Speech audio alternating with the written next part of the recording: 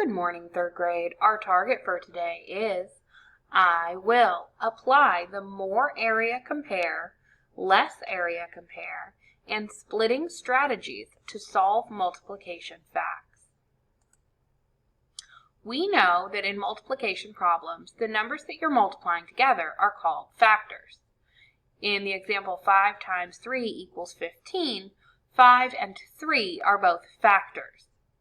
We also know that the product is the result or answer when you multiply two factors. In the example problem, 15 minus 3 equals 15. In the example problem, 5 times 3 equals 15. 15 is the product because it is the answer to 5 times 3. We also know that the commutative property tells us it does not matter the order of the factors. The product is the same. So 2 times 4 and 4 times 2 both equal 8. We also know that a benchmark fact is a fact we know automatically within 3 seconds. We use benchmark facts to learn new facts. We also know that area is the total amount of space covered by an object, and that a square unit is the unit we use to measure area. Today, third grade, we're going to apply our more area compare, less area compare, and splitting strategies to solve facts we don't know. We're going to talk about when we could use each strategy and actually practice using each strategy. We're going to start by reviewing the less area compare strategy.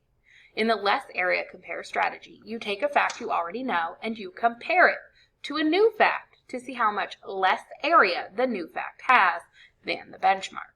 So, for example, if I did not know the fact 2 times 9, that's the fact you see in red here, I could use the benchmark fact 2 times 10, which is in gray, to help me solve it. 2 times 10, the benchmark fact, has one more group of 2 than the new fact 2 times 9. Because the new fact 2 times 9 has less area, I will subtract that extra group of 2. 2 times 10, the benchmark fact, equals 20. I subtract the extra group of 2, 20 minus 2 equals 18. So I know that 2 times 9 equals 18. Less area compare is a great strategy to use when you are trying to solve 9's facts or 4's facts that you do not know. Less area compare is a helpful strategy for solving 9's facts because 10 is always a great benchmark for a 9's fact. A 9 is 1 less than 10, so the less area compare strategy will let you use a 10's fact to solve a 9's fact. Similarly, we can always use a 5's fact to solve a 4's fact. So when you're solving a 4's fact you don't know, you could use the less area compare strategy and compare a 5 to a 4. Let's go ahead and do a little bit of practice together here. Grab a whiteboard or a piece of paper and follow along with me. Let me get my pen. We're going to solve the fact 9 times 7 using less area compare.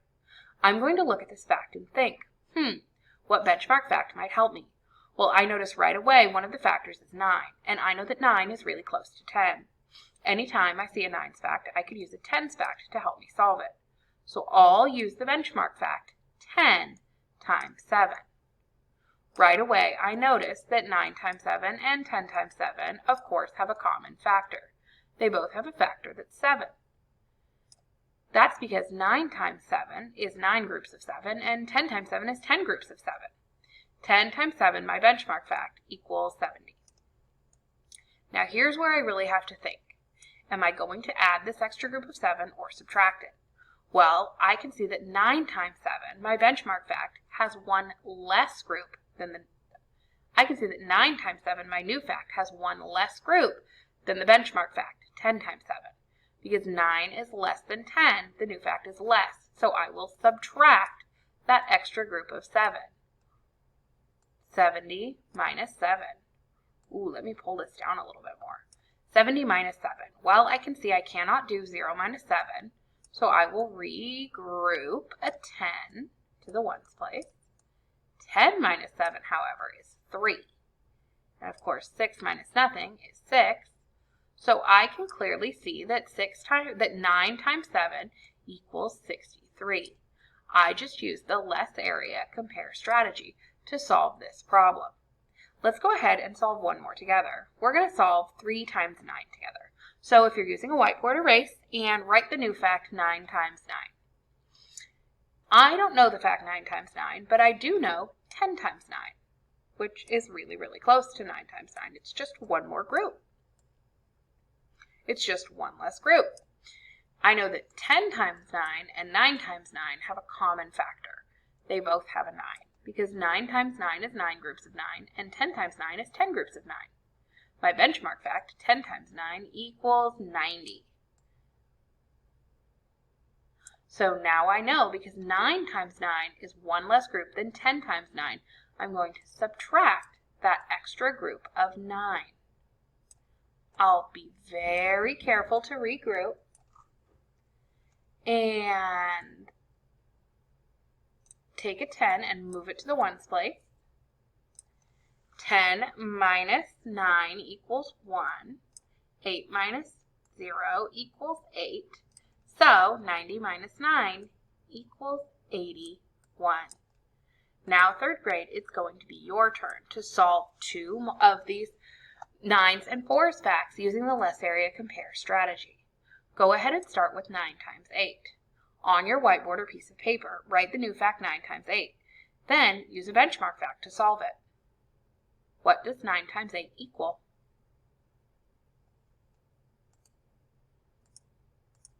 Great job. I agree. 9 times 8 equals 72. Look at this last problem. 9 times 4. Ooh, this has both a 9 and a 4, so you could either use a tens fact for your benchmark or a fives fact for your benchmark. Go ahead and write 9 times 4 on your paper or whiteboard and solve 9 times 4 using our less area compare strategy. What does 9 times 4 equal? I respectfully agree. 9 times 4 equals 36.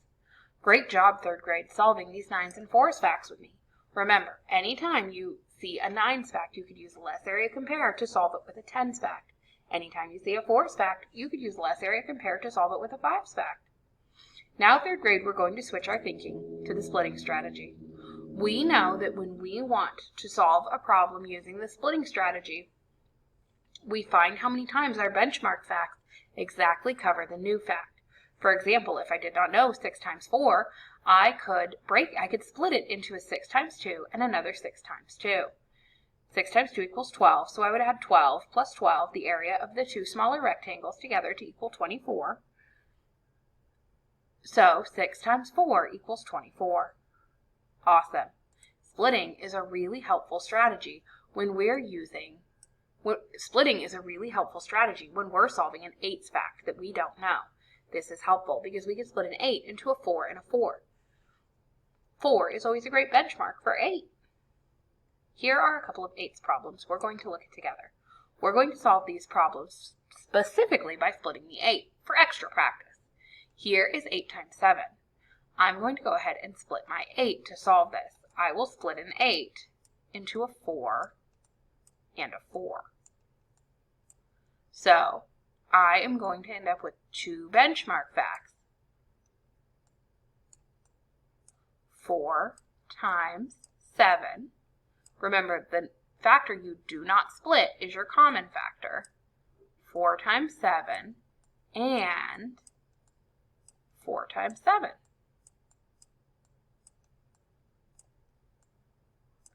4 times 7, of course, equals 28.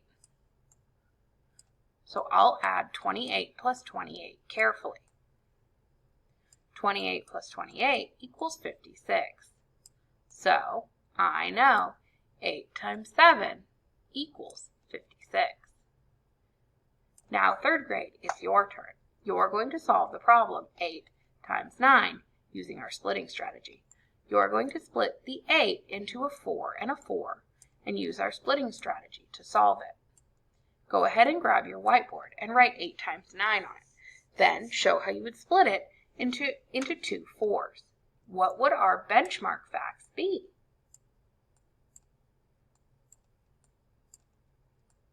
You're right. Our benchmark facts will be 4 times 9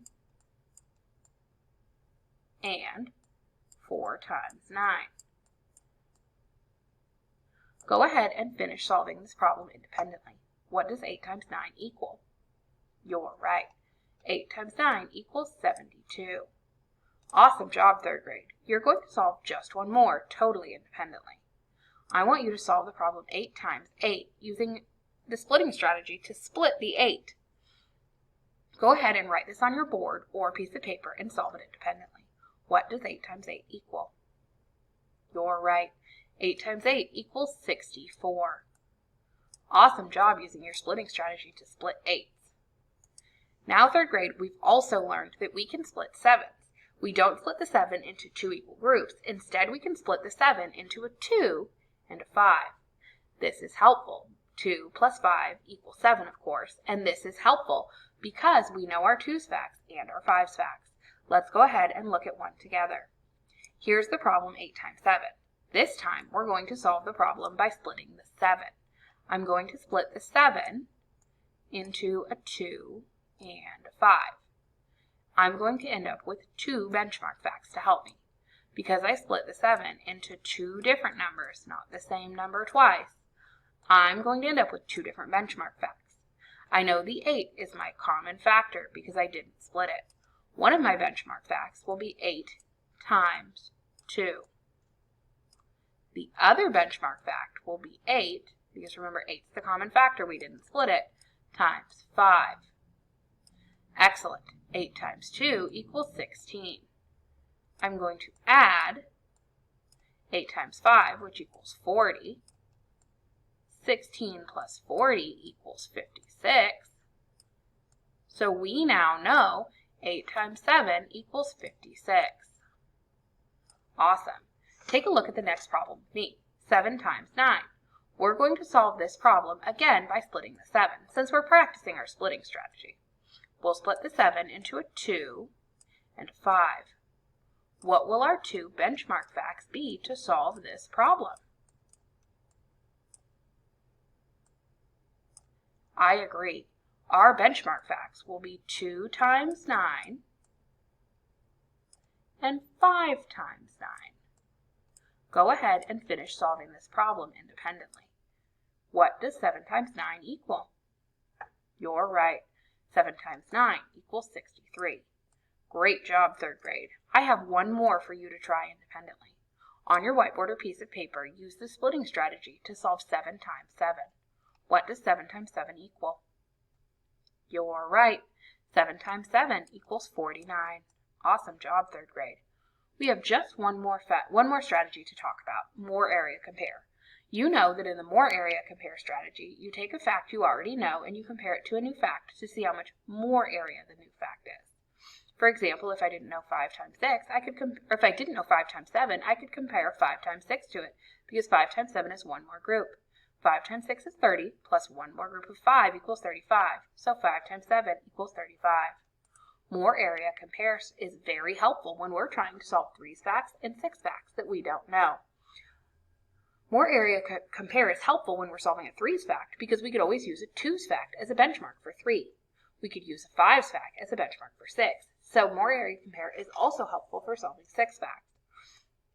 Let's go ahead and solve a couple of problems together here. 6 times 6. If I didn't know 6 times 6, I could use the fact 6 times 5. 6 times 5 and 6 times 6 have a common factor, 6. 6 times 5 equals 30. 6 times 6 is one more group than 6 times 5. So I'm going to add that extra group of 6. 30 plus 6 equals 36. So 6 times 6 equals 36. Look at this next problem, 3 times 6. We could use 2 different benchmarks to solve this.